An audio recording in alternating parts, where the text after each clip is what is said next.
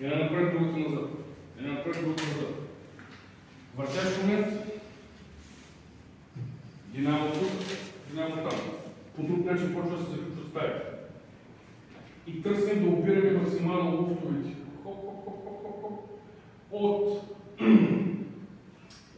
там, където ме е захванал, грубо говорим, перпендикулярно на нашия стол.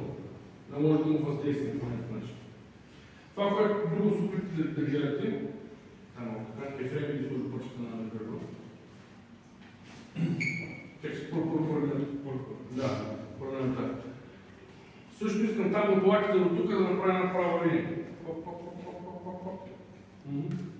Една права линия тук. И ако няма луфтове, ако има луфтове, не му въздействам. Ако няма луфтове, почвам по някакъв начин да му въздействам. И сега тук съм с някакво по-стидовено. Да, отива на там, тази тръпа на там и повдигна нагоре. Събили се двете пръчки се покажа. И рамото почва да нараства. Относително от петата му, целият гръбначен стълб и тук накрая малко ще го смачкам в кръка, той ще почва да пропада, така. Рамото нараства. И само трябва на това рамо, след момент той се държи на мен тръпнеца малко до назад. На това рамо да добавя тежест. Колко лево се случи? Пале тук, пале. Сега, завъртам го. Следете, тук, следете, да не минава, да кажем, проекцията на център 300 през пръста на крака, това са левата рамена. Тук бутам, на нулата пристъпва.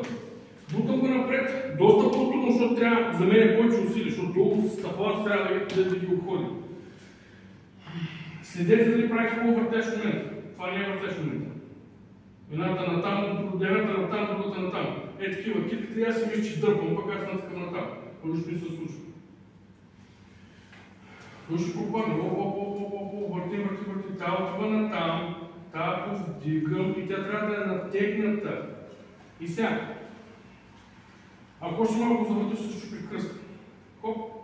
И рамото стана мъничко, той сега ще пристъпи. Ужасно. Пак стана. Проекцията на колената. Пресечения конус, косинус на ъгъла.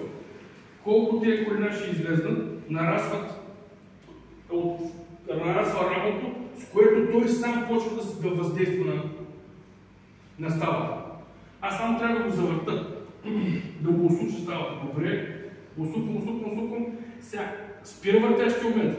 Почвам да строя рамото напред и нагоре в неговия профил. Тая върви и тая малко ще я пусна натам, където ме палец не знам да видя. И ще почна да му смачка коляното. Опа! Коляното му смачка. Усуквам, той е готов. Просто даже до някой път се задържаваме.